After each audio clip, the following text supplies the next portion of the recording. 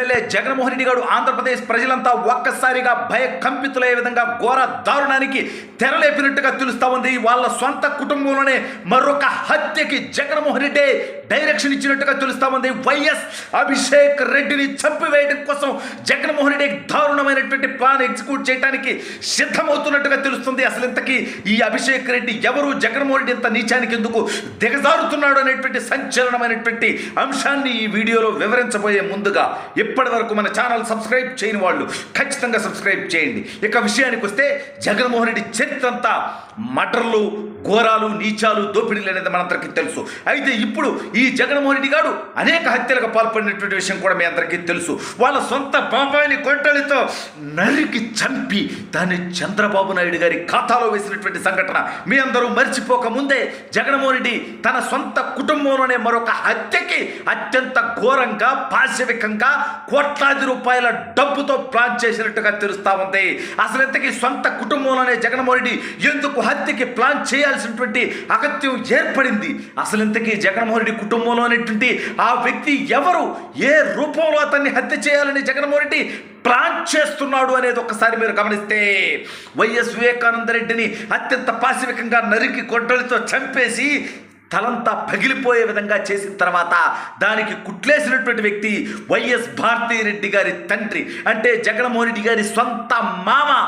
ఆ యొక్క వైఎస్ వివేకానంద రెడ్డి గారి శవానికి కుట్లేయడం జరిగింది.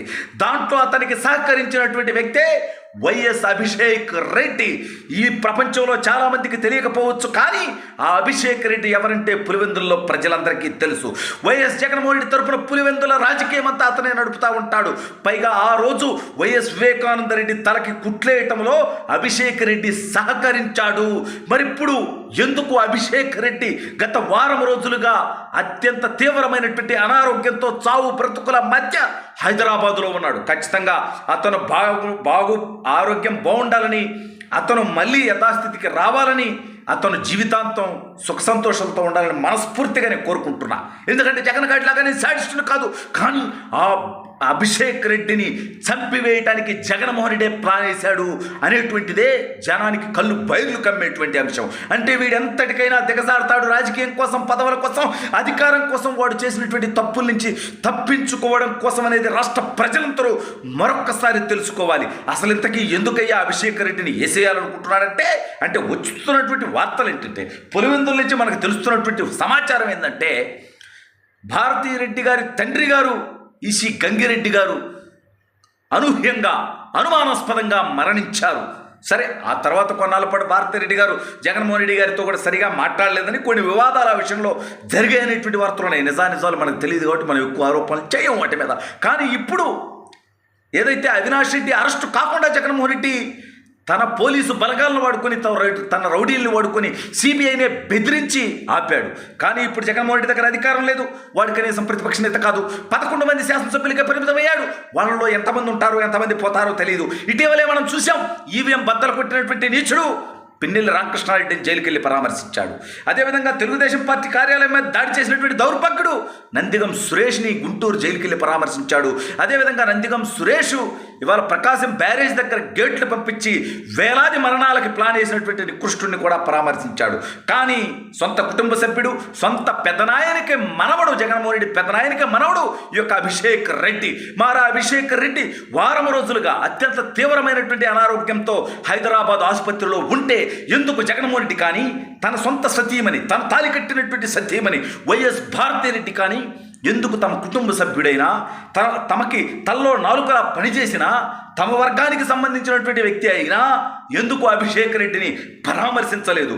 ఎందుకు అభిషేక్ రెడ్డి దగ్గరికి వెళ్ళలేదు? అంటే ఇక్కడ రాజకీయ ప్రయోజనం, అక్కడ అభిషేక్ రెడ్డి ఏమో ఏదైతే వైఎస్ వివేకానంద రెడ్డి హత్య వెనుక 3 గంటలకి మాట్లాడుకున్నటువంటి కాల్స్, చాటింగులకు సంబంధించినటువంటి అంశాలు కూడా బయటపడతాయనేటువంటి తీవ్రమైనటువంటి ఆందోళనలో జగన్మోహన్ రెడ్డి కుటుంబం మొత్తం ఉంది.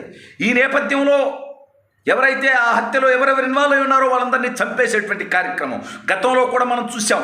పరిటాల రవీంద్ర గారిని చంపడానికి మొద్దుశ్రీన్ దగ్గర నుంచి మద్దెల చెరువు సూరి దాకా అనేక మందిని వాడుకొని వాళ్ళందరినీ ఒక్కొక్కరిగా ఆ తర్వాత చంపేసినటువంటి క్రమం మనం చూసాం.